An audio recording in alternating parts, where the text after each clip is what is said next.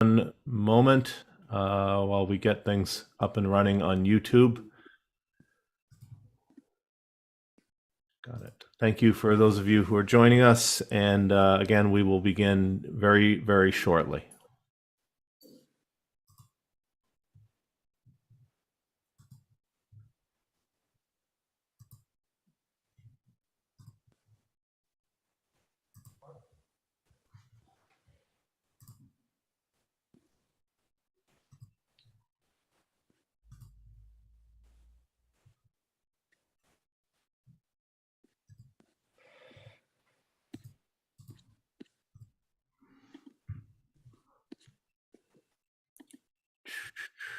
Okay. While we're waiting for more people to come in, I'm just going to get things started.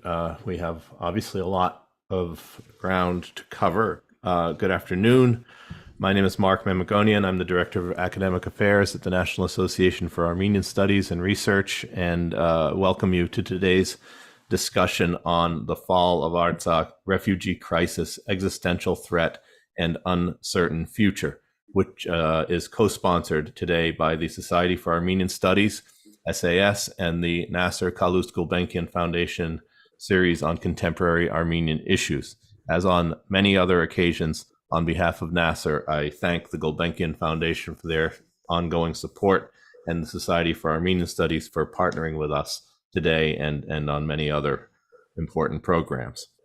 Like everyone, we're trying to understand, to process, to come to terms with, wrestle with, however you want to put it, the catastrophic events of the past almost 2 weeks. And as far as that goes, for the events of the past 3 years, for it's almost 3 years to the day since the start of the 2020 war.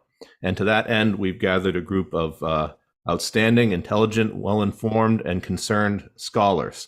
Of course, others are doing likewise, organizing events, striving to make sense, and we respect all efforts to do so. None of us claim to have all the answers, and we simply hope to achieve something positive by thinking through matters together.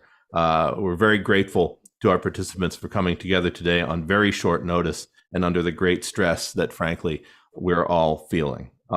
I would now like to ask Society for Armenian Studies President, our friend and colleague Christina Moranci, who is also the Mashtots Professor in Armenian Studies at Harvard, to say a few words before I introduce the panel. Christina. Thank you, Mark, and hello, everyone. I'll just keep this brief because I want to learn as much as I think everyone here. I just want to say that on behalf of the Society for Armenian Studies, I want to thank Nasser and Mark, all our panelists and everyone listening. This is a crucial time for us to do what we're doing, which is coming together and puzzling through what's going on. And we can't do it with a better panel than the people that are here. And so just thank you. And I look forward to this. So in the interest of time, by way of extremely brief introductions, our panelists today are, and we will go alphabetically, Viken Chitarian, who is lecturer in history and international relations at the University of Geneva and Webster University in Geneva. Bedros Dermatocyan, professor of modern Middle East history and the Hyman Rosenberg professor in Judaic studies at the University of Nebraska-Lincoln. Nerses Copalian, associate professor in residence of political science at the University of Nevada, Las Vegas. Anna Ohanian, the Richard B. Finnegan Distinguished Professor of Political Science and International Relations at Stonehill College in Massachusetts, and David L. Phillips, Director of the Program on Peace Building and Rights at Columbia University's Institute for the Study of Human Rights. Each of these folks have been with us at one time or multiple times over the past 3 years to share their thoughts and insights with us. And again, thank you so much for being here today. Each panelist will speak for a few minutes, then we will have some discussion among the panelists, and then we will open up to audience questions. Please use the Zoom Q&A to submit them. We will address as many as time allows. So let me mute myself and ask Viken Chitarian, please, to speak. Viken. Hello, and thank you for organizing this panel. We are all in shock, and the loss of Karabakh, the human suffering, but also at the same time we are all facing anxiety towards what's going to come next. So we are all emotionally upside down. So excuse me if I say anything emotional, but I will try to be rational, try to understand 3 points. First, the Russian behavior. Second, the US position towards the latest events, and then the Armenian take on it. So on the 19th of September, Azerbaijan made massive attack while there were negotiations going on. So this was not necessary, and only Aliyev wanted to crush and make ethnic cleansing, while before that he was promising at least to European leaders who were calling him that he will not use violence. The Russians gave green light to this attack. Now, why did the Russians, who intervened and sent their 2,000 soldiers as peacekeepers in 2020, in November, allow this to happen? Well, the way I understand what Putin was trying to do in 2020 was to take a stake in the Karabakh conflict by becoming the protector of Karabakh and by saying that we will postpone the issue of the status for later stage. Putin wanted to freeze Karabakh conflict and to keep it as a card for the future. So this is point one. Second point, 2 days before the Russian invasion of Ukraine, Ilham Aliyev was in Moscow, where they signed a treaty of alliance. So starting from last year, Russia had a more modern and actualized alliance treaty with Azerbaijan than with Armenia. Eventually, since last year, Russia not only lost prestige and power, it did lose that, but also Russia did not have the means to follow up its policy of freezing Karabakh and keeping the monopoly of its diplomatic issues because of a number of reasons. One was that Azerbaijan was challenging Russian presence. Second, there were a number of other mediations taking place by the EU and by the US. So the role Putin assumed in 2020 did not work. And eventually what Putin did was to make a deal with Aliyev in return of receiving something which I'm not sure what he received. He sacrificed Karabakh. So that's Russia. So Russia, from being an ally of Armenia, of being the peacekeepers in Karabakh, they traded Karabakh for other favors with Ilham Aliyev. I will not go over the EU. If there's any questions on that, we can discuss. The US. The US was very active on the level of the Secretary of State Blinken since last year, and especially after the blockade. There were regular, since the Azerbaijani attack of September last year, the US has been very active in intervening to stop the spread of violence. Antony Blinken has been regularly on the phone with the two leaders. And according to International Crisis Group, on September 6th, Blinken called Ilham Aliyev and even threatened, I'm quoting, raised the threat of sanctions in a telephone conversation. Now, after the 19th of September and the ethnic cleansing now being completed, we did not hear that the US imposed any sanctions, and we we did not even see US officials using the expression ethnic cleansing is taking place. So one theory of this kind of contrast between the US being very involved, Aliyev giving promises that he will not use violence, that the ethnic cleansing will be a slow process, and then this shock of 19th of September is that there was a kind of an understanding between the US and Azerbaijan. And eventually, the US gave the green light to Ilham Aliyev to go and do the attack and the ethnic cleansing. So the only thing I can imagine is that the US sees an opportunity in what is happening to push out Russia from the South Caucasus. If there are no ethnic Armenians in Nagorno-Karabakh, then Aliyev might have argued there is no need for Russian peacekeepers. And I'm afraid that the same might be what the US is thinking about Armenia, to do whatever it can to kind of push the two Russian military bases out of Armenia. The third point, what is Armenia doing? Well, Armenia finds itself since 2020 in a geopolitical downturn spiral. So Armenia is basically paying the interest of what it borrowed from Russia for the last 26 years, Russian protection. So now Armenia is paying the heavy price for that. I should also say that there's a very important difference between the war in 2020, which was a regional war, Azerbaijan attacking Armenia, Turkey, and later Russia intervening. The quality of Turkish intervention was an alliance with Azerbaijan.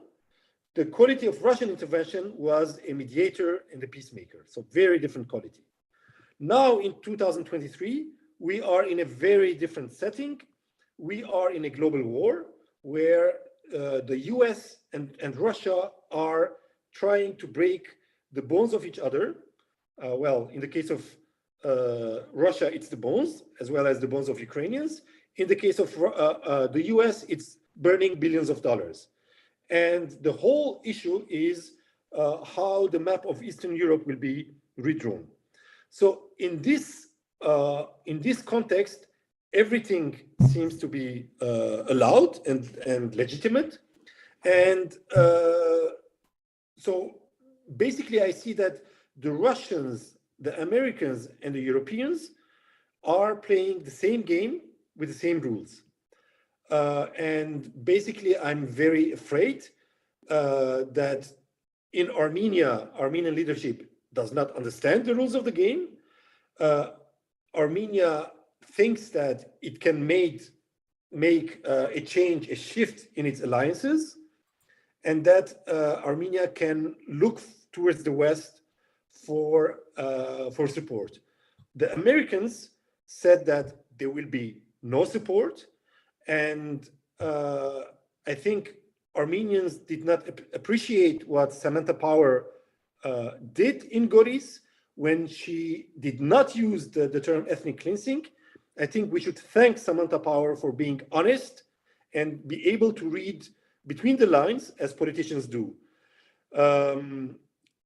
I think Armenia is in a big danger, and Armenia does not have the diplomatic and strategic subtleties to understand what the end game is, and that what it can do is to minimize losses, and that major shifts are not possible for the moment. So I will stop here. We can take it up later on in the discussion. Thank you very much. Thank you, Mark, Nasser, and SAS, Christina, for the invitation.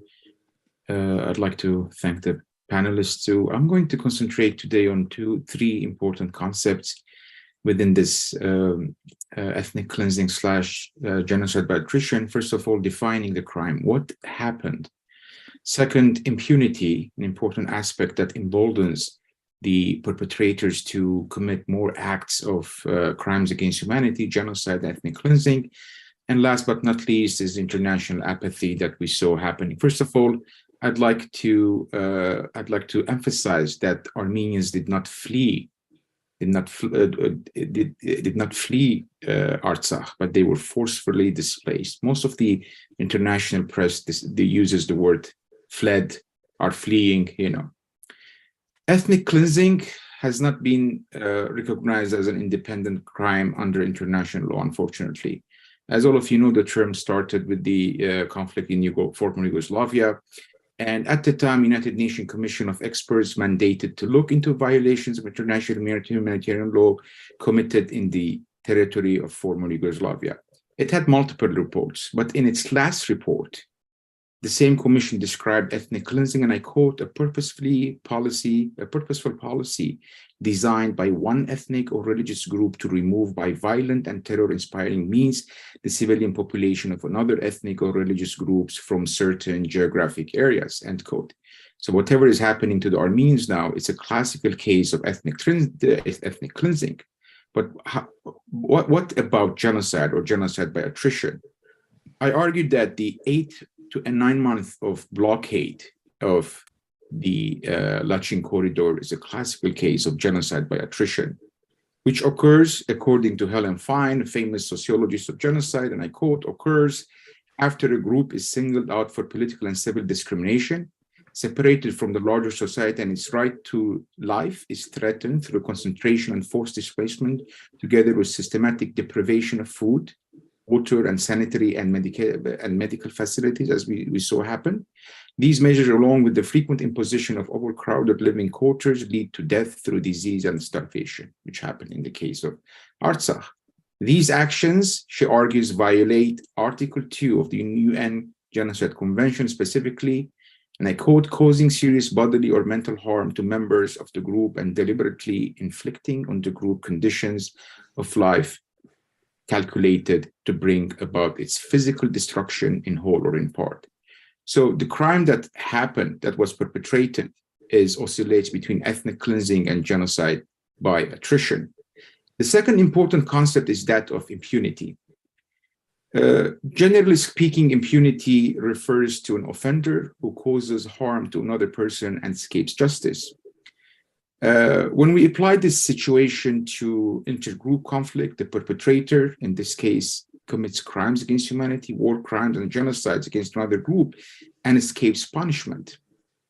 In such cases, the perpetrator capitalizes on their international status, what they can offer, for example, like Azerbaijan, oil, power advantage, and is able to achieve impunity and escape justice through a series of tactics that include, but not limited to, denial, intimidation, cunning diplomatic maneuver, as is being used by Azerbaijan, and manipulation of bystanders or capitalization on their inaction. In this case, bystanders' inaction plays an important role in the process of achieving impunity. So impunity does not only release the perpetrator group from any responsibility and accountability for their crimes, but emboldens them to commit further acts of violence against the targeted group. Because of impunity that happened after 2020 war, that Azerbaijan was able to initiate its latest round of violence. Last but not least is international apathy. As we saw from the 44-day war in 2022, most of the international media was pro-Azerbaijan. There was international apathy, media apathy, and then eventually we saw the argument of both sidism. Armenians say this, Azerbaijanis said that. Worse was the position of the international community, international media during the 9 months of blockade of Lachin, classical case of genocide by attrition, whereby no one said anything, a total apathy, and which was a violation of also November 9 ceasefire. It was only in the last 2 or 3 weeks of the blockade that the international community began to realize that something is wrong. I call this the ex post facto syndrome of condemnation.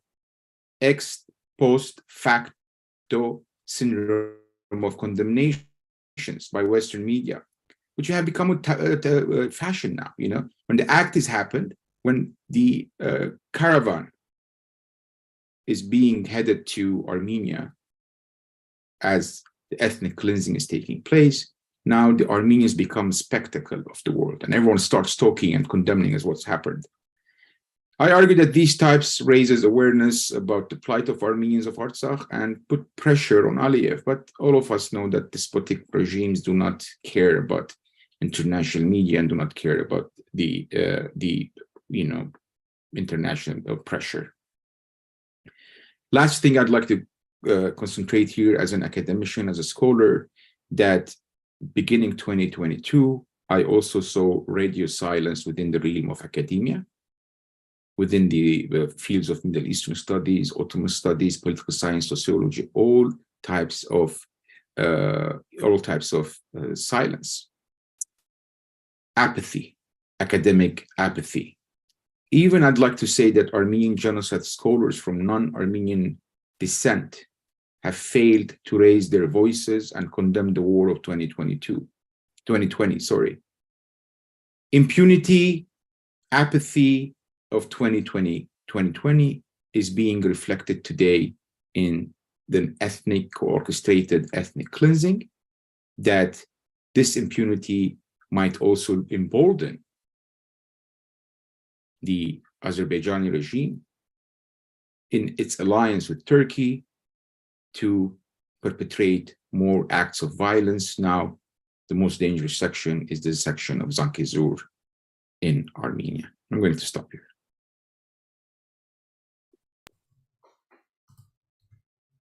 Thank you, Bedros. Nerses, please. Thank you, Mark. Hello, everyone. I'm going to basically cover the geopolitical configurations and the security environment as things have developed to provide sort of the determinants and explanatory variables that could address how we got to where we got. And within that context, I will also address the developing international posturing on Nagorno-Karabakh, on Artsakh, and to kind of be pretty honest about some of these developments, which I think a lot of us have been blind to, have been refused to accept.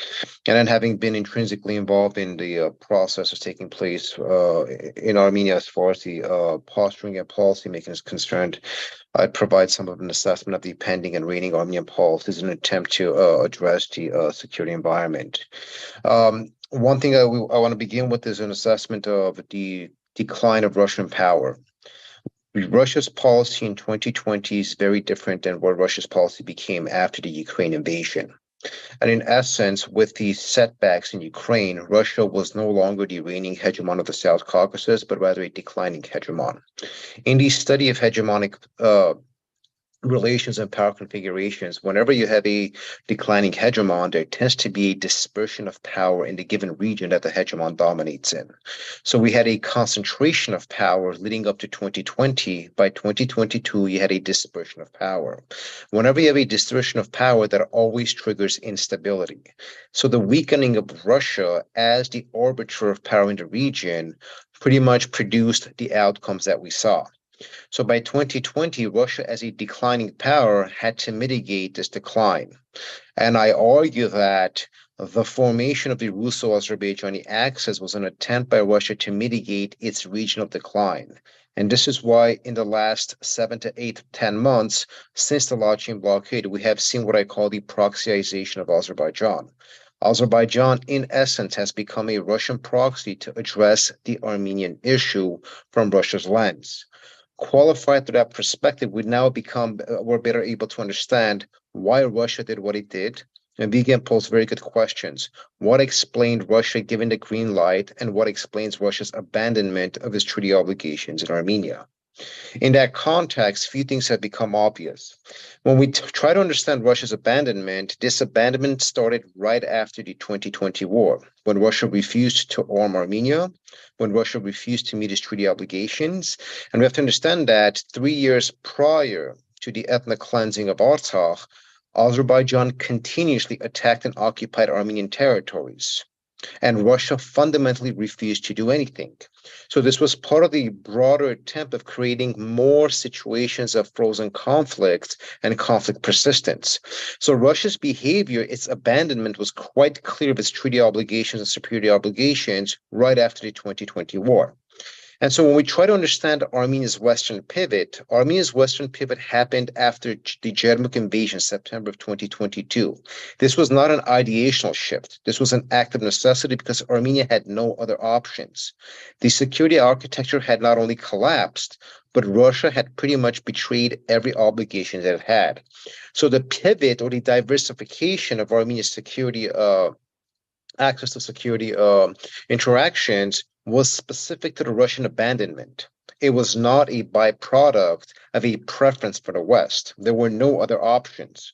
Contextually, with Russia's failures in the 2020 after the 2022 invasion, its decline in regional power, and after Jedmuk, what became very clear was that Russia had lost all influence on Yerevan.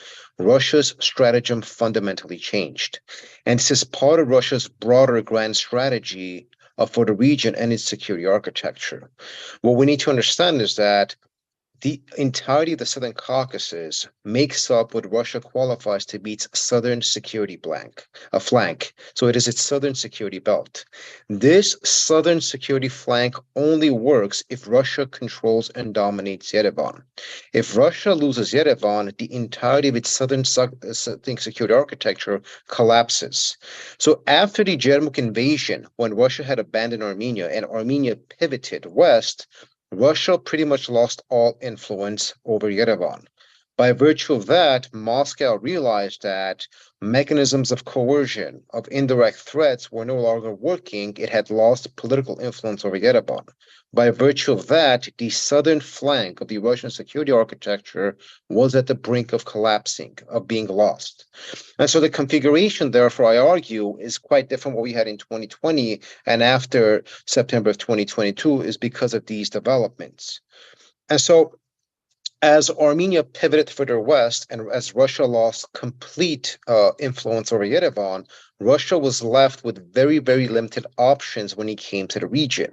Because as has been noted for the last 30 years, Karabakh remained the dominant weapon, the instrument, the tool that Russia had within the region.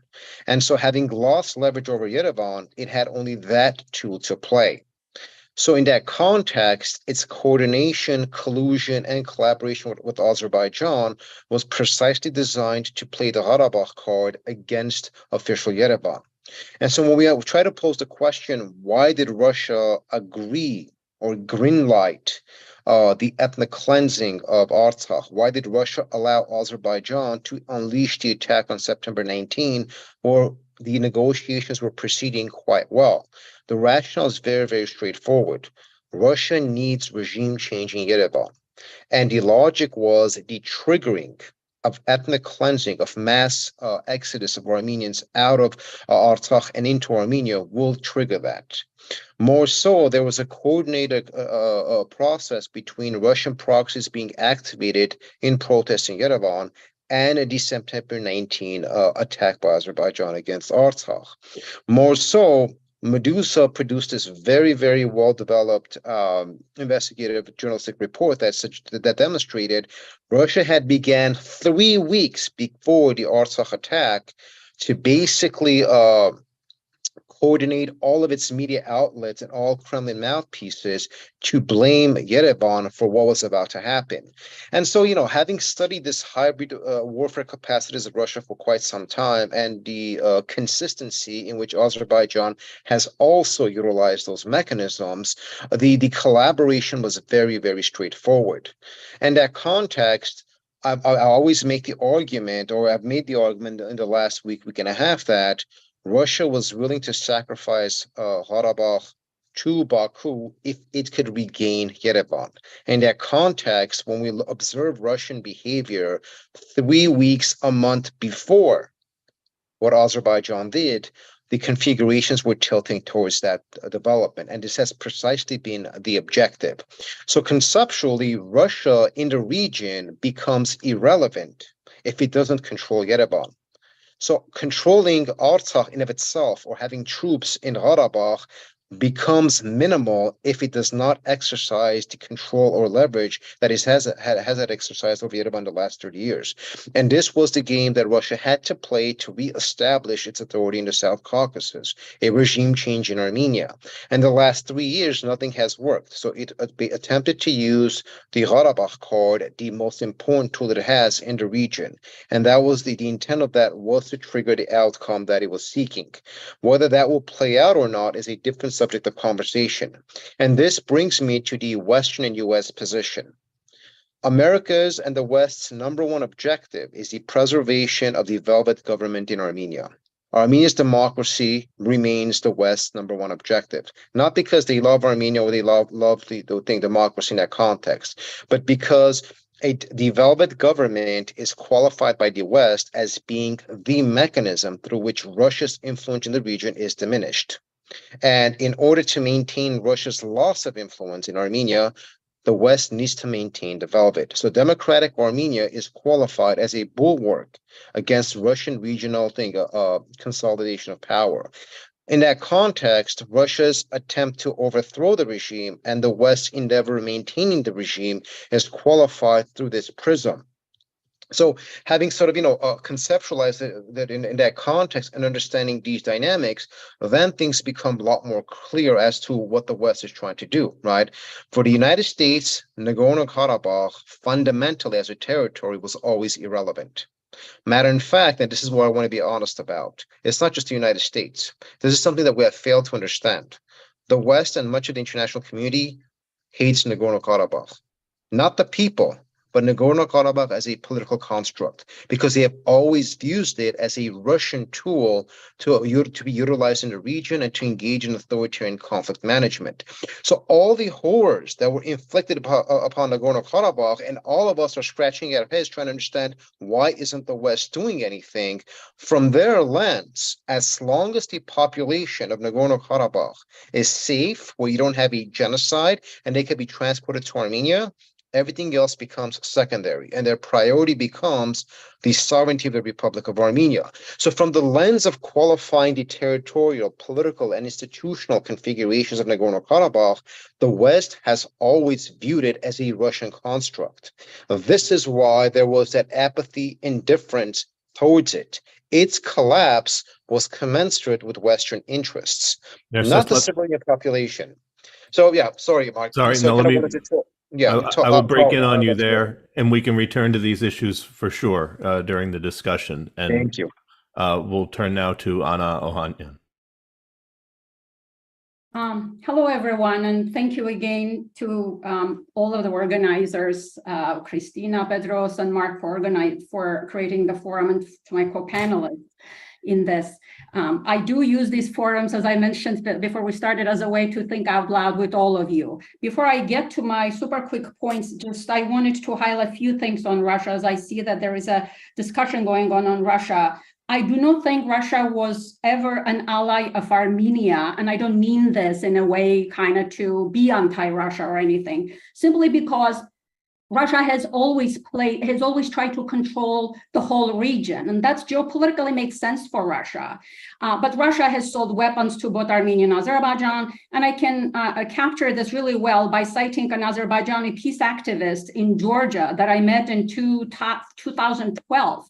When I was talking about the Russian deterrence, et cetera, he said, how do you know that Russia will come to Armenia's aid? And he was pretty prophetic on that, and it is not surprising. So Russia has been playing an imperial strategy, meaning it needs to control all of the Caucasus. The formal commitment with Armenia is just a piece of paper, honestly.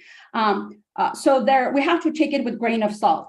At the same time, when looking at Nagorno-Karabakh conflict or any of the conflicts in post-war region, we should not overestimate Russia's role and underestimate Azerbaijan's capacity. We're having a conversation before we started this as to why did this happen? Well, the very simple answer is because it's a hunting season for authoritarian governments, militarized, personalized authoritarian governments on minorities. And to put this in a more scientific, more data-driven way, and I've shared this data before the war in Crimea, well, after the 2020, and unfortunately, meaning if without sharing charts and such, the probability, the political possibility of conflicts ending with victory consolidation, meaning with war and violence, even through negotiated settlements, though the numbers of those conflicts ending with that manner has increased, so did the number of conflicts ending neither with victory nor settlement, meaning that the increase in negotiated settlements that we saw in immediate post-Cold War period, that period has ended. Now we see an increase in intrastate conflicts, state formation conflicts, but we're not seeing a corresponding increase in a victory in negotiated settlements. And the tide have shifted, looks like after 2014. So this is a very dangerous trend, and essentially it is important. What I'm arguing is that it is important for us to pay attention to the global climate for what is possible, what is not possible, in order to manage, kind of look at specific case of Nagorno-Karabakh, Armenia-Azerbaijan relations in that context. The numbers are important because they have shown the threshold of violence that the world is able to tolerate. On the one hand, I really like, Bedros, your genocide of by attrition is a very useful concept. And it is important to have, I would argue, moving forward, justice-based arguments focused on, razor focused on humanitarian issues, but at the same time, in parallel, we need to understand the interest-based, the strategy behind it. So the violence that was used by Azerbaijan was calculated. Aliyev tried to use the diplomatic processes to the tyranny of territorial sovereignty to justify what he did. And most of the countries in the world, unfortunately, do have minorities. So neither Russia nor China, nor the Western European countries had any appetite for, I was hoping that the West would be able to stand stronger ground in providing for minority rights, some status for Armenians in Nagorno-Karabakh, but pushing for autonomy. I never thought that it would have been realistic, simply because there was no global diplomacy to push for independence. Super quickly, in terms of let me few quick thoughts on the pivot. And I very much follow Nerses's work on this. So this is more of a question directed to Nerses, and we can talk moving forward. I think when we say a pivot to the West in early 2000s, that concept meant something very different. That was taking place in a context of bifurcated politics, very geopoliticized and ideologically driven, externally driven democratic transitions, which fueled polarization inside the states and resulted in the overplay of international factors driving these democratic transitions, most notably Georgia and Ukraine. And this was happening when Russia was weak. Russia is weaker now, but it is a lot more revanchist right now, challenging the world order. So unmanaged, so that's what was 2000. What do we mean, at least how I understand a pivot? Actually, I do not think that pivot is a useful concept in describing what Armenia is trying to do. I do think Armenian government, if I'm understanding, is trying to diversify its foreign policy, not only by identifying new actors. The diplomacy with India is hugely important, but also relying on international judicial mechanism will remain hugely significant. So what is happening right now, whether we call it a pivot or what I would call a balanced tilt, this is happening in the context of resurgent and revanchist Russia. Geopolitical rivalry is also a factor, but there is also rise of middle powers. So it's a much more multipolar world politics. If the West is pushing for Armenia to pivot, then it behooves for the West not necessarily to put troops on Syunik, although that probably would not be a bad idea, but tying in, building connections, strategic connections between Armenia and Georgia is significant. Pivoting in a fractured region is not doable when Eurasian continent is increasingly new imperial. A few thoughts on Sunni, and I'm probably going to run out of time. I would strongly encourage for now, with the fall of the Nagorno-Karabakh, hugely significant in political terms as well, aside from the huge trauma that is going to leave for everyone involved. But right now, the structure of the conflict is changed. This is not a state formation conflict anymore. This is an international interstate conflict and rivalry. What does this mean? This means that Armenia's security environment is now somewhat more similar to Moldova's, where Russia also, and Georgia. In Moldova, Russia also has been promoting and pushing for various hybrid strategies in toppling the governments there. So Armenia is not alone in this. The geopolitical insecurity, again, Armenia is not the only one. The distinction, however, obviously, is that Armenia, the South Caucasus, is to east for the West and to west for Asia. This means that this continent is in the midst of neo-imperial. It's not just geopolitical rivalry that is happening. This is neo-imperial geopolitics that is happening, and this is hugely consequential for Armenia. Russia, Turkey, and Iran, Russia and Turkey in particular. For the case of Armenia, Iran actually has been playing a role that provides the border stability. What does neo-imperial geopolitics mean and how it affects Armenia's interests?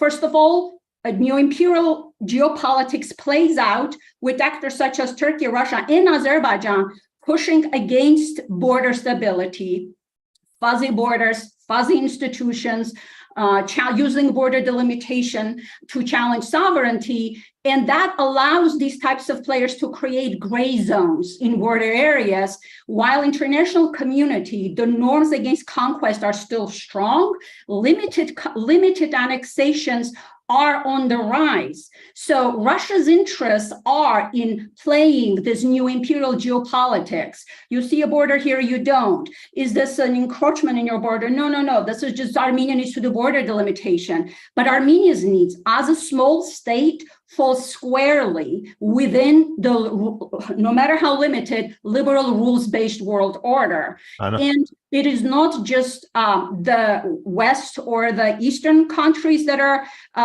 in this conversation. The norms against conquest are protected by vast majority of the world. Diplomacy with African countries, with Latin American countries, India is hugely important. So this is how I look at it, the issue of the pivot and the need for framing Armenia's border stability in Sunni in global Western terms. It is in the interest of the West to protect Armenia's South. Thank you. Thank you, Anna. Now, David, please. Thank you very much, Mark.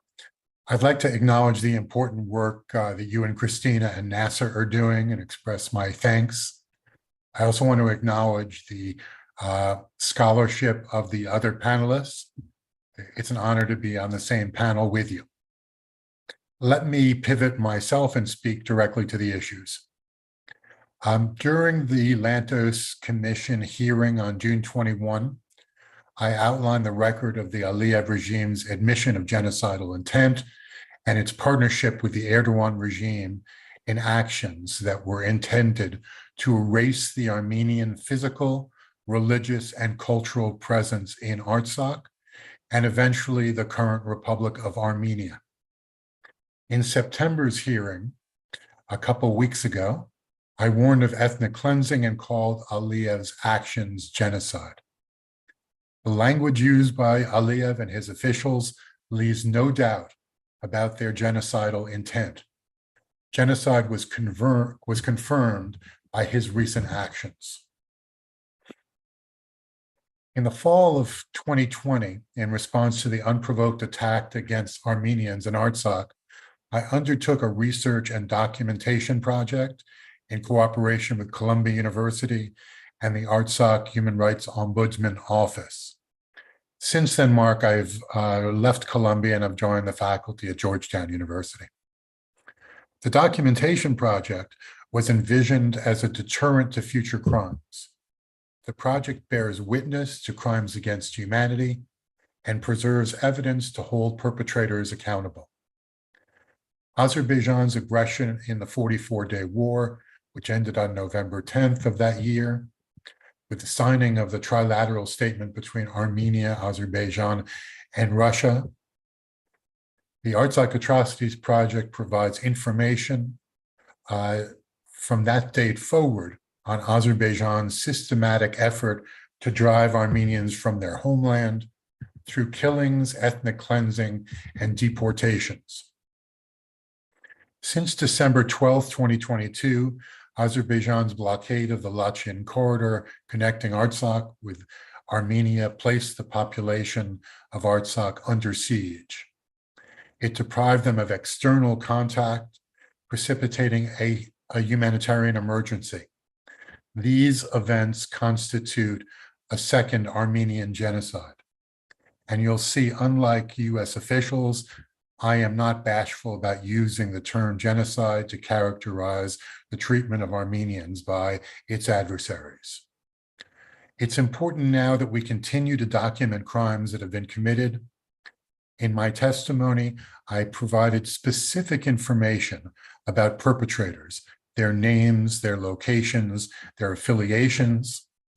I focused on perpetrators related to the September 22 attack on Lake Sev, perpetrators related to the Lachin corridor blockade, the so-called eco-activists, perpetrators related to the 2020 44-day war.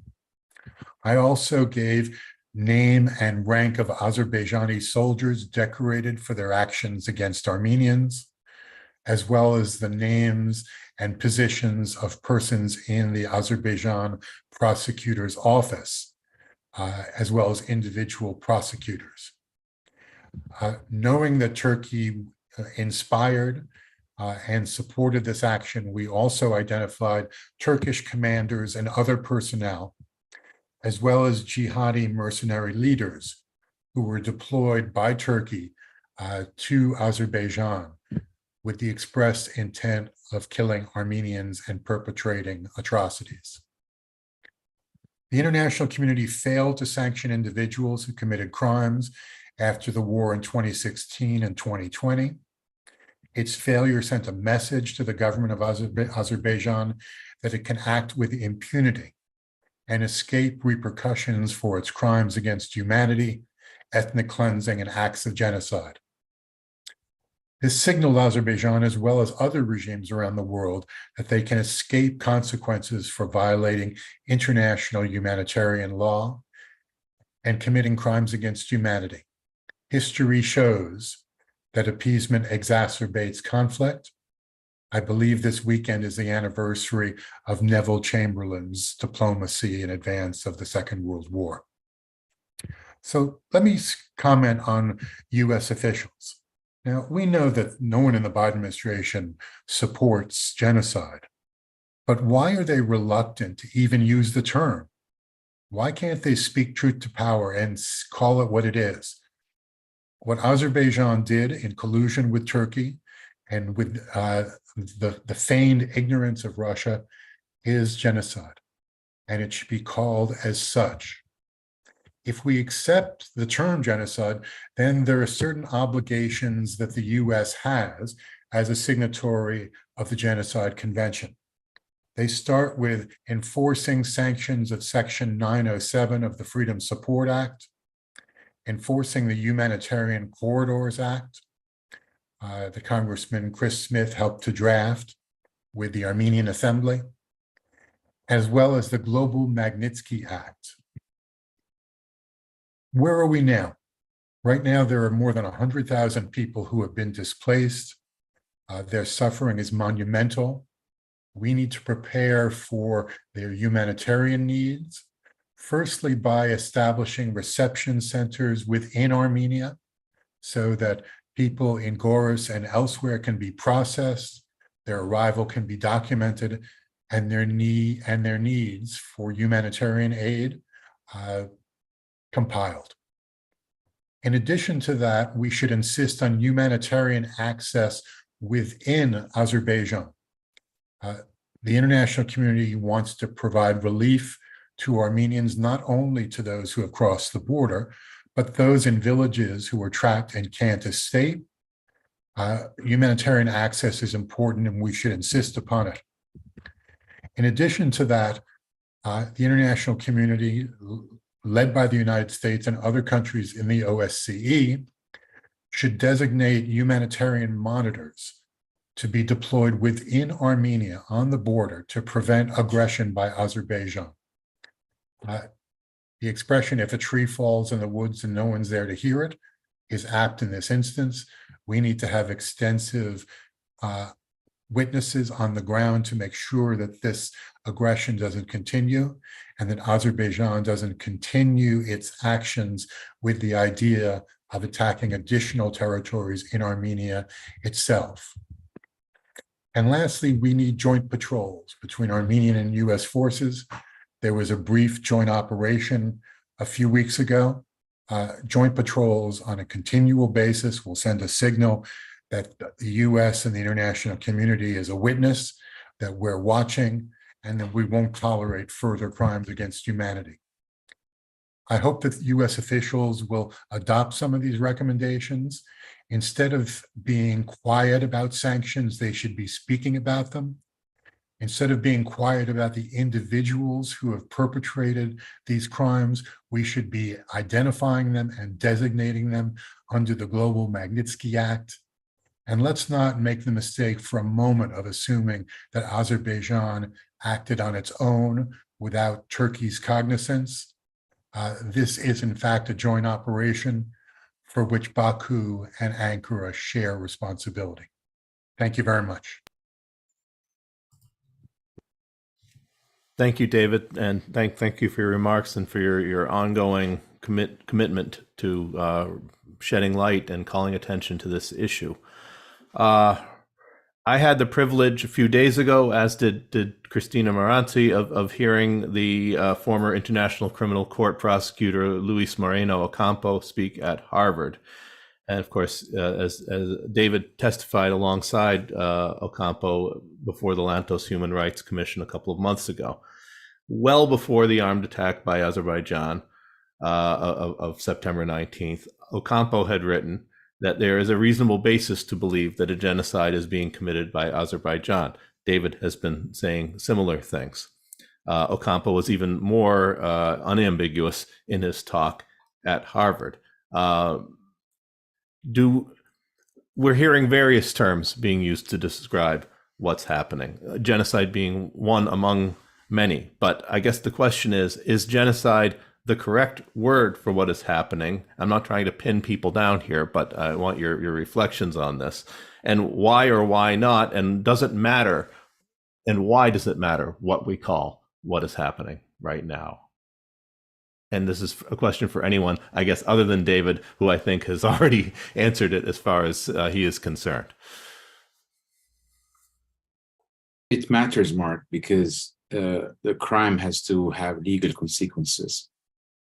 Unfortunately, ethnic cleansing has not been considered in the international law as a crime, whereas genocide or genocide by attrition, it has legal ramifications. And that's the whole thing here. You cannot call it a massacre because massacres do not have kind of legal ramifications, or what there, according to international law and international criminal law, you can bring someone to justice, if you can, of course, in the context of international genocide prevention, etc. Of course, all depends also if Armenia joins the Rome Statute and becomes a member of the ICC, and then it can, issue sue, for example, Aliyev or other regimes to other members of the regime for crimes against humanity. Thank you. Okay. Important that we have a functioning and working definition of genocide. Yes. When I was working on the Turkish-Armenia Reconciliation Commission, the commission made a request of the International Center for Transitional Justice to determine if the crimes in the early 20th century constituted genocide. And we develop a kind of back-of-the-envelope definition that the victims all belong to a particular group, that one or more of them died as a result of aggression, that the perpetrator knew that these people would die and have the necessary genocidal intent. It's quite clear that the recent events also qualify as genocide, which is why I've used the term the second Armenian genocide. Using the word genocide requires us to take action. The covenant is called the Covenant on the Prevention and Punishment of the Crime of Genocide.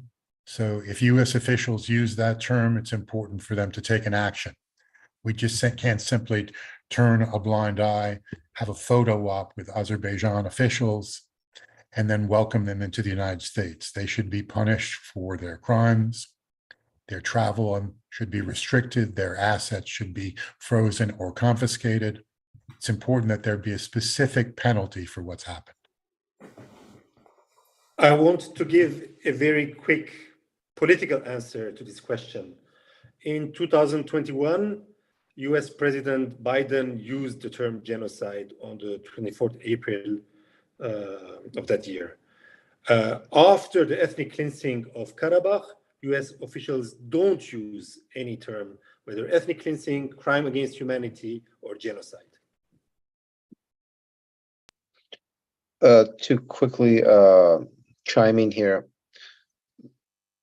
the definition is a legal process, but the utilization of the concept is a political process. And I think we have to be very cognizant of the politics of it. Two different countries can engage in the same act, but for political reasons, one country may be condemned and punished while the other would be let go or would not be punished in the same light. And so there's a reason why the United States and the West aren't using the terms that we're talking about, because it would trigger and require them to take action. And right now, it is not in their strategic interest to take those actions. So of course, Samantha Power, for example, knows that ethnic cleansing took place and it qualifies as genocide. But from their perspective, the United States has certain strategic interests in the region, and qualifying Azerbaijan as such would require them to take actions that might contradict those interests. So I do want to note that the politicization of the concept, sadly, is more important than the legal definition of the concept, because when it comes to utilization, the political always tends to overlap and dominate the legal. Very good point, Narcissus. I concur. Could I jump in super quickly? Please. I do agree with Narcissus as well and everything that was said. I think on the one hand, it's hard to argue when there is no accountability. That violence is, regardless of the term that is used, is going to be repeated. But I also would highlight that so justice-based versus interest-based approaches to moving forward, it's a question of sort of political time. How much political time does Armenian state have? If pursuing only justice-based policies, trying to name what has happened as a genocide, which it is, and then basing without parallel work in figuring out, let's understand the type of violence that was perpetrated, why it was perpetrated now, why were the labels this way, and what are the political needs and interests of the big powers. This is that have to happen in tandem. One issue that I would argue is as important as the term of genocide, and I don't hear much in the discourse, the fall of Nagorno-Karabakh. And I'm using that term purposefully. This was a political entity within Soviet Azerbaijan. It was an administrative unit. When states disintegrate, Soviet Union collapse, right?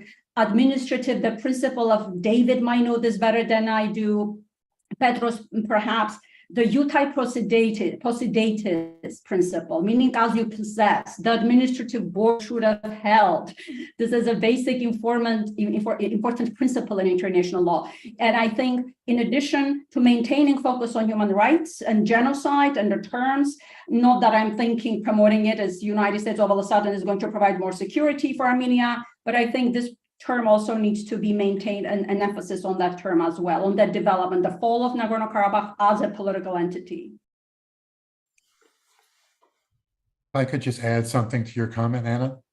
My greatest worry right now is that troops will come across Armenia's border and try to occupy sovereign Armenian lands. So in my recommendations, I suggested steps that could deter that. Having humanitarian monitors, doing joint patrols. I think using the term genocide at this stage also sends a very clear deterrent message that any cross-border activity will be acted upon. David, they've Agreed. already entered Armenia proper, since 2020. They've occupied a large section. So that's why when the government asks Sisto to intervene, because Armenia has been invaded, not Artsakh, that there was a radio silence there too. So. Yeah, this then leads to another question, and you've just touched upon it, and David touched upon it, and I think Nerses may have as well. Azerbaijan has been very clear over the past number of years that its territorial ambitions are not limited to regaining control over Karabakh.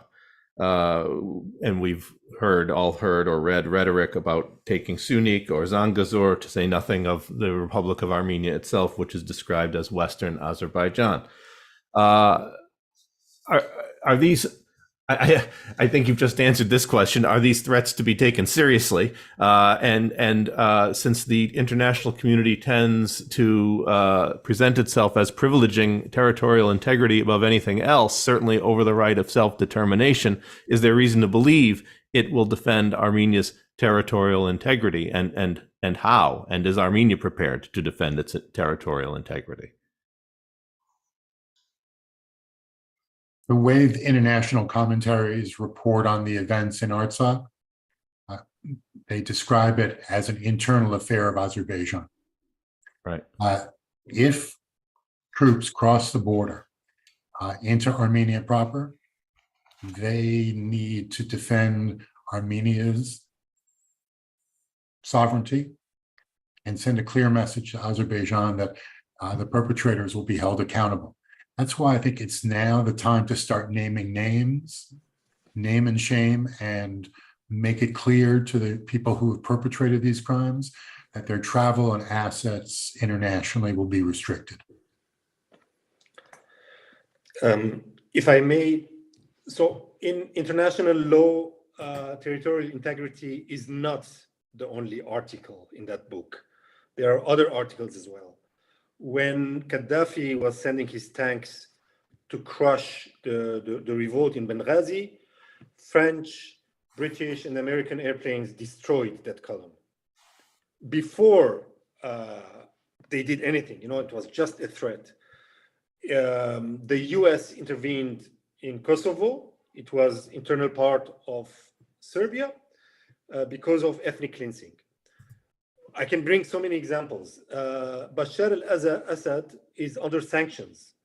He is not invited to cocktail parties organized by the European Union. Ilham Aliyev, and Bashar al-Assad didn't invade any other country. He was just massacring his own subjects. So territorial integrity is not the only element that comes into account. Ilham Aliyev next week will go to Spain to join an EU conference. So there's a different treatment here, and there should be reasons. And expecting massive support or military support to Armenia, if Armenia is threatened to be invaded, I don't see any evidence to that. I don't see that Americans will do it. I don't see Europeans doing it. The only country in Europe which is the most interested in supporting Armenia is France. France sent for the first time a military attaché to its embassy in Yerevan this July. So to imagine any Western military support to Armenia in case of invasion is just an illusion. So Nerses, maybe the Americans want Russian troops out of Armenia, but if that happens, the only power replacing the Russians will be the Turks. There's no other power. So these are the options in front of Armenia. Let's be realistic. Azerbaijan is able to play both the Russian card and the Western cards, satisfying Russia and satisfying the EU and satisfying the US, while Armenia is not able to do that. The reason for this failure is that Azerbaijan has more cards to play. So structurally, Armenia has much less chances. But also it's because of Armenia does not have the skills to play this game. So I understand Armenians are very angry with Russia, but to provoke Putin by going and shaking hands in Kiev, this is suicidal. If I could elaborate on this, I think we're simplifying very important structural developments that cannot be reduced to individual behavior. If we're conceding that since 2020, Russia had abdicated its responsibilities to Armenia, that's not a question of Armenia not playing its cards right. The question is, for 30 years, we were pigeonholed not to have any cards except Russia. And when that one card that you had betrays you, you are left basically standing naked. So this is a byproduct of 30 years of underdevelopment and an inability to have any international sympathy or partners to work with. Now, when we come to this conversation of who's going to provide military assistance to Armenia, this is precisely the point that we're making. Armenia has been a member of the CSTO. By virtue of that membership, we have been entrapped and have not had an ability to access international markets. It was only after the German invasion the last year that we have been able to convince the West that we're not really part of the CSTO in practice, therefore allow us to have access to these weaponry. And so a lot of the possibilities that we could have had to strengthen our capacities were handicapped by virtue of the Russia factor. And so the issue is that you don't have the cards and tools to utilize because those cards and tools were always denied you. Now, trying to come up with these instruments in few years where your opponents have been ahead of the game, as you noted, for the last 2 decades. Furthermore, the only instrument that you had has turned against you. Those are important vacuums that have been developed that we cannot deny. And so in this context, Armenia's, one called alliance, strategic relations, or whatever, has been detrimental to Armenia's interests by virtue of the fact that when Russia abandoned Armenia, our access to the international community was that much more difficult because every time we would speak to the Baltics about purchasing weapons, every time we would speak to the Europeans about possibly having access to some weaponry, the response was, we're sorry, we want to help you, but you're viewed as a Russian satellite. Whatever we sell you, Russians will have access to, therefore we're denying you. So these configurations cannot be denied. So the last year, Armenia's been working, right, endlessly to at least convince the West that, listen, we're not a Russian satellite, therefore at least allow us to have a chance to defend ourselves against Azerbaijan. So this whole logic of maintaining Russian dependency as an alternative is not a tenable argument because we saw what dependency in Russia produced.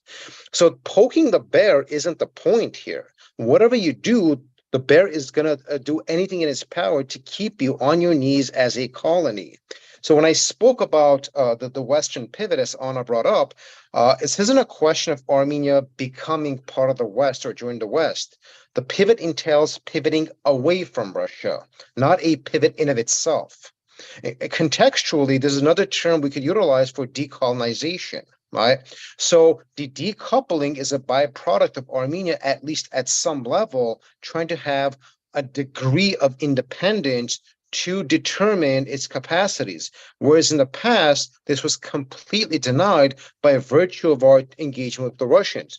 So when we do talk about tools, when we talk about Armenia's inability to address its problems, there are structural issues at hand that deny us that.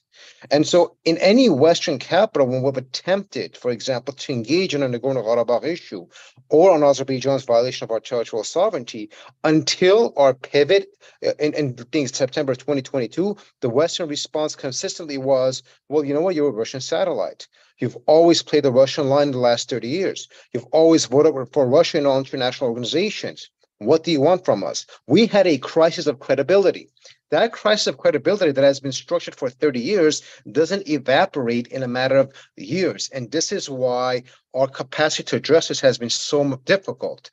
Now, Are there, of course, limitations, Yerevan? Of course there are, right? But the structural components cannot be denied that have basically denied our ability to have at least the minimal tools, whereas Azerbaijan has been so ahead of the game.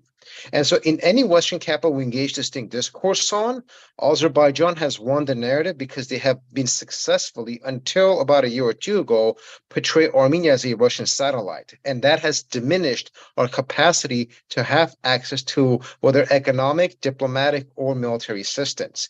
So I think that needs to be addressed quite consistently. Hard power militarily, in the last year, Armenia has had more access by virtue of that pivot. Whether it's India, whether it's France, and whether it's the United States training Armenian NCOs, having more developed programs and coordination, and most won't know, sharing of some level of intelligence. So yes, the US isn't going to come and fight for you. The West isn't, but this isn't about that. What Armenia needs is access to at least have the capacity to balance or shift the power parity. And so in the past, when you had none of that access, this is what we're working towards. Most don't understand how severe the asymmetry is. It's a complete imbalance between Azerbaijan's capacities and Armenia's. I'll stop at this point. So I have a question here from the audience that ties into the question of Russia. Sacrificing Nagorno-Karabakh to get rid of Pashinyan seems to be a huge price to pay by Russia and short-sighted. Did Russia not have other levers to get rid of the Velvet government? Did they have other means at their They've tried every disposal? mean, right? They've tried every mean they've had, and it's not about getting rid of Pashinyan. It's about maintaining its foothold in the South Caucasus. And so, for example, getting rid of Pashinyan, but getting Arat Mirzoyan or Armen Grigorian, or whoever's next in line in the leadership, isn't going to change the dynamics for Russia. So it's not about one individual; it's about toppling the post-Velvet government and installing a Russian puppet. So it's about reinstituting the satellite status as opposed to any individual. But I'll let Anna take more. I'm sure she had more comments on this. I'll just continue on that. I think I'm not going to pretend to know as to what Kremlin thinks or that Kremlin is rational. That's a very good question as to whether Nagorno-Karabakh is not too big of a price to pay for Russia. I do think that I lost my train of thought.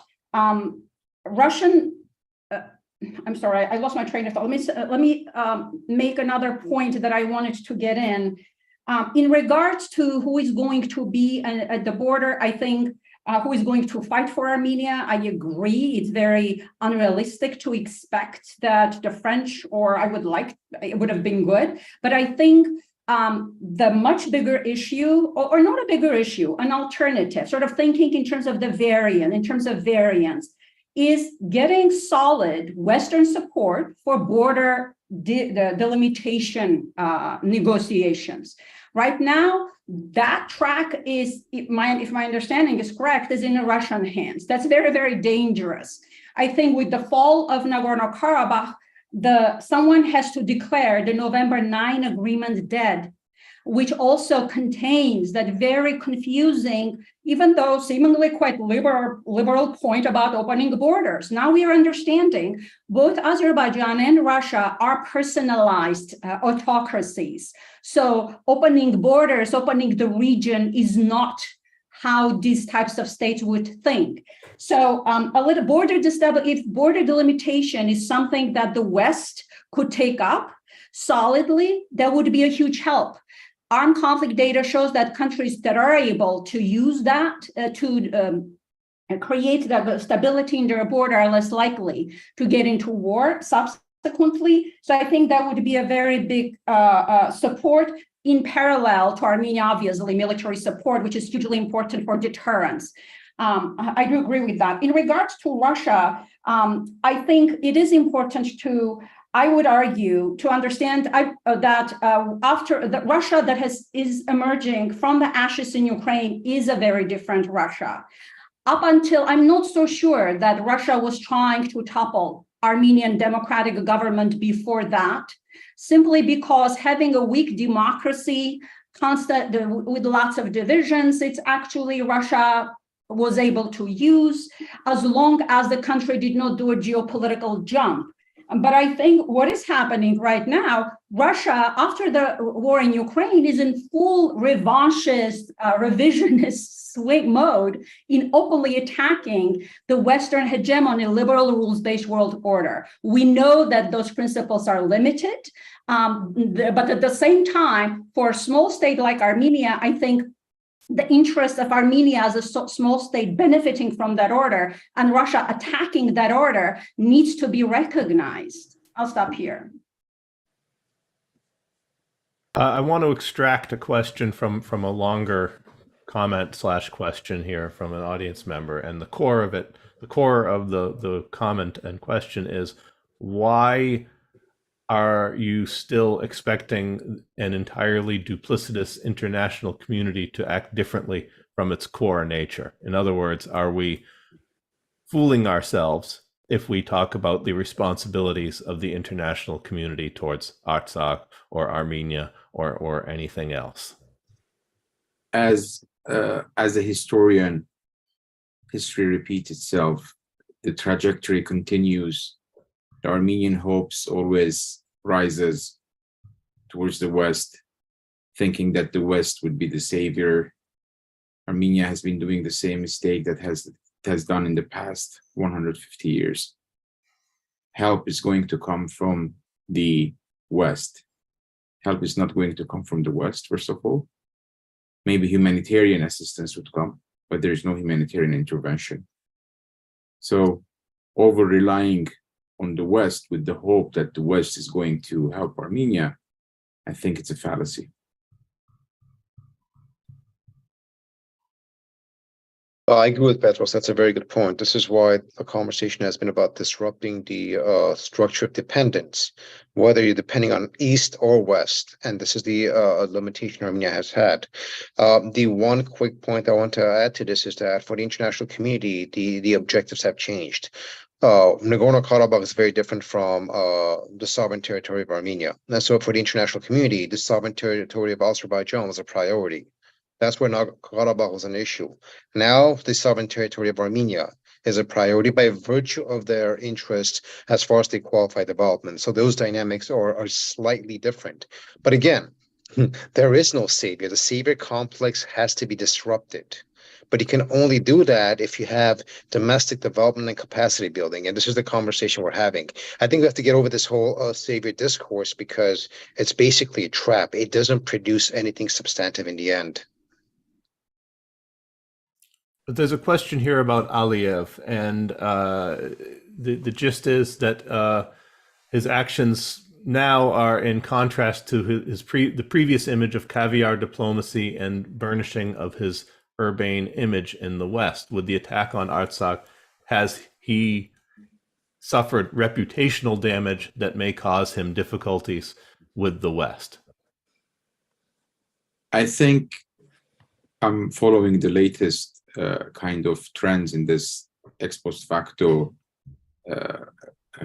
tendencies of criticizing Aliyev. I think in the end of the day, Aliyev will remain Aliyev. Democratic regimes have supported despotic regimes as long as they give them what they wanted. In this case is oil, So I mean, I'm not going to think that there would be a major deviation or international pressure or sanctions even on Aliyev, despite the fact that they keep talking. We might put sanction. Nothing will happen, I think. Aliyev will remain Aliyev. Despotic regimes are going to remain despotic regimes, and with the complicity and duplicity of democratic countries.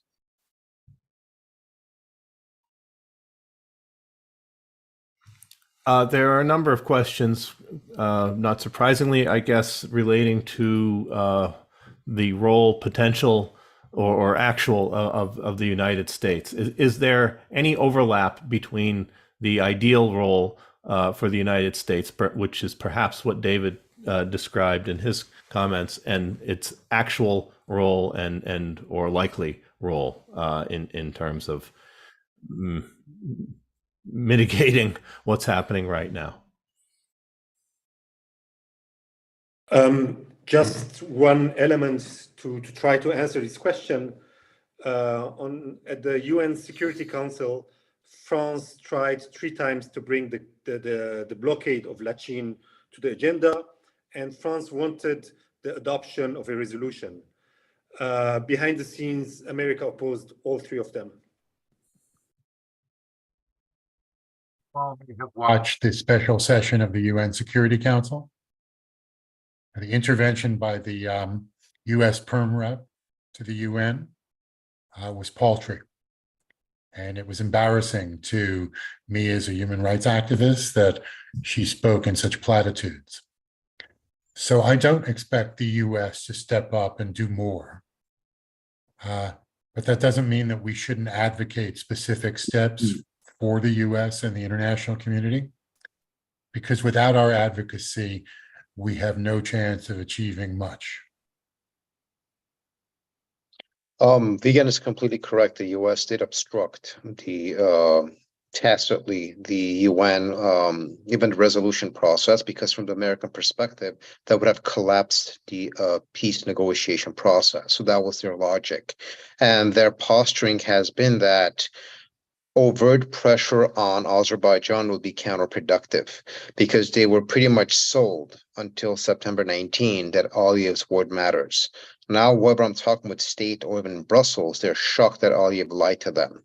And whatever the consequence of that might be, it's a little too late as far as the people in Nagorno-Karabakh are concerned. So the State Department, the United States, still operates off of the logic that has been developed the last 25 years. You have not had a sufficient cultural shift in foreign policy thinking, and it does not include the conversation that we're having right now, in the sense that Azerbaijan is an aggressive authoritarian state that's trying to basically fracture the region.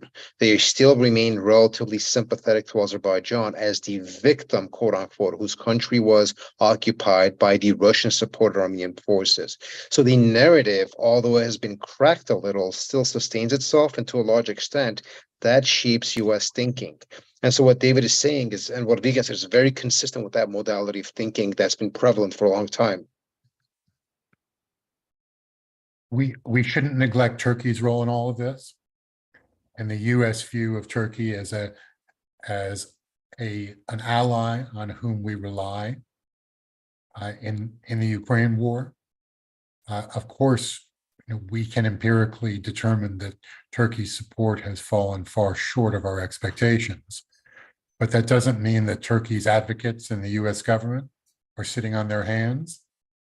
When we consider steps against Azerbaijan, I'm sure that we share those concerns directly with Turkey.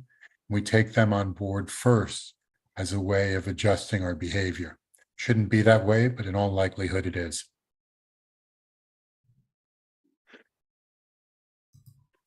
Mark, can I just say that I allocated a certain 90 minutes for our panel? Yes. And I think I have to adjourn my participation now. Would you mind if I left the meeting? Only if I could get you to stay longer, but no, of course we will let you go to your other commitments, and we will be wrapping up shortly anyway. But David, thank you so much for your participation and your sharing your insights with us today and on other occasions. Well, Mark and Christina and other panelists, anytime you want to reach out to me to explore our views or joint actions, I'm available 24/7. And I'm sorry I gave your affiliation incorrectly. I will get it right next time, David. That's okay, Mark. No problem. All right. Thank you all. So winding our way towards a conclusion here, not to be forgotten is the fact that Armenia is dealing with an influx, of approximately 100,000 refugees from Artsakh, which is obviously itself a challenge to a state such as Armenia, and it's a situation that's fraught with other kinds of tensions and difficulties, given the attitude of Artsakh Armenians towards the Armenian government, and perhaps vice versa. But what steps are being taken for these refugees, and how is this being coordinated, and by whom?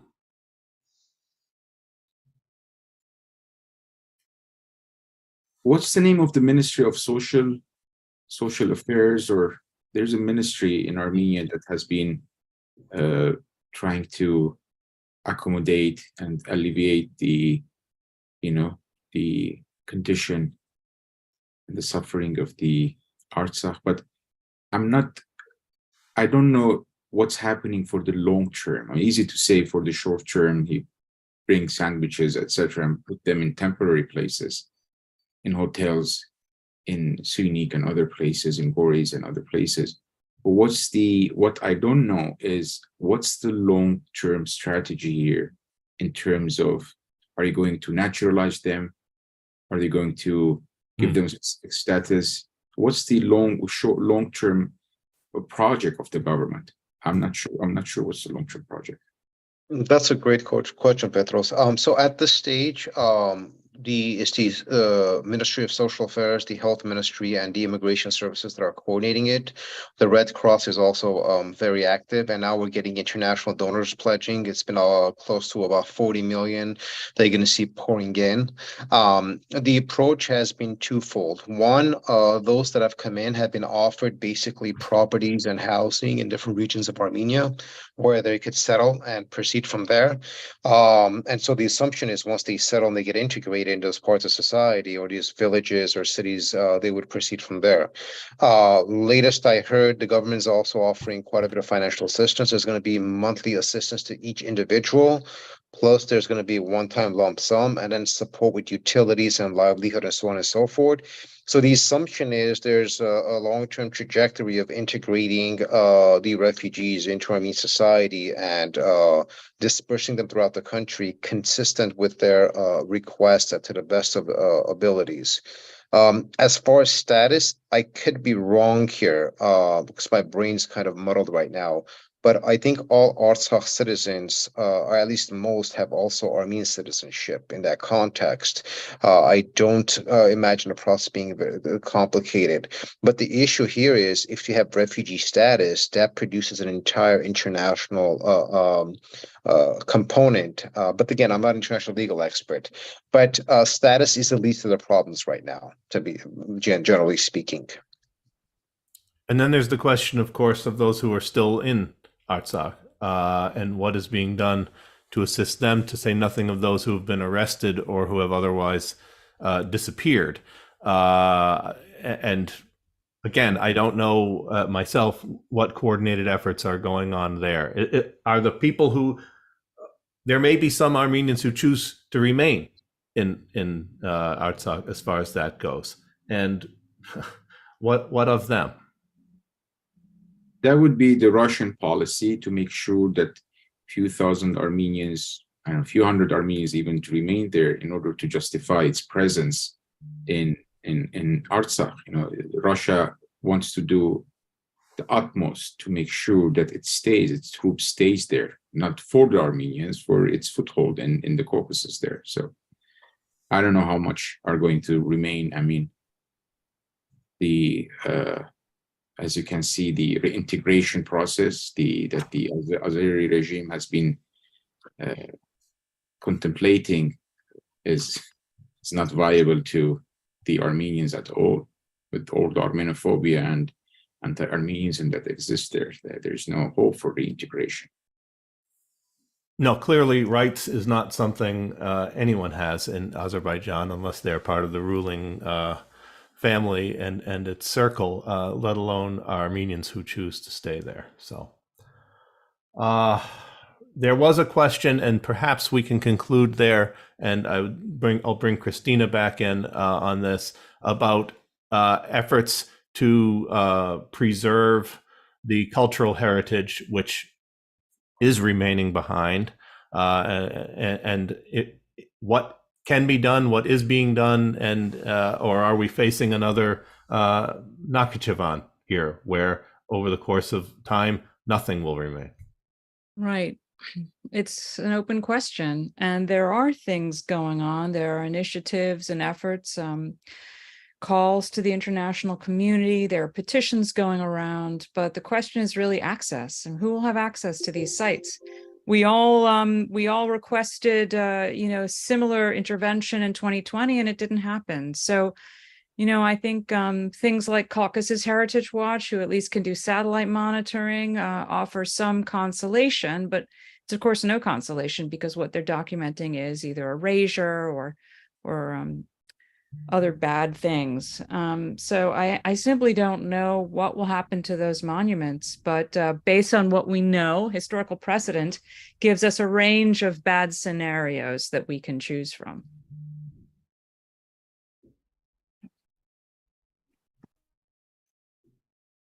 Again, do you believe a despotic regime when it tells you that they're going to protect the cultural heritage? Yeah, I think there's probably good reason to be a little bit suspicious. We have lost two of our distinguished panel to time, and everyone has demands on their time as well. So let me conclude and to thank the audience members for hanging with us for this amount of time, and the panelists, and for the important questions and comments you have made, all of which I've certainly taken note of here, and which frankly form the basis for innumerable further discussions. This isn't the last word on the subject. Obviously, we're going to be talking about this, and there are other events being planned, by Nasser, by other groups over the short term. So thank you again to our panelists, those of you who are here and those who had to leave already. Thank you to Gulbenkian Foundation for supporting the Contemporary Issues lecture series, and Society for Armenian Studies for partnering with us. And it's a dark time, but nonetheless, we appreciate the collegiality and camaraderie of this group in coming together. So that means a lot. Thank you, and see you all soon.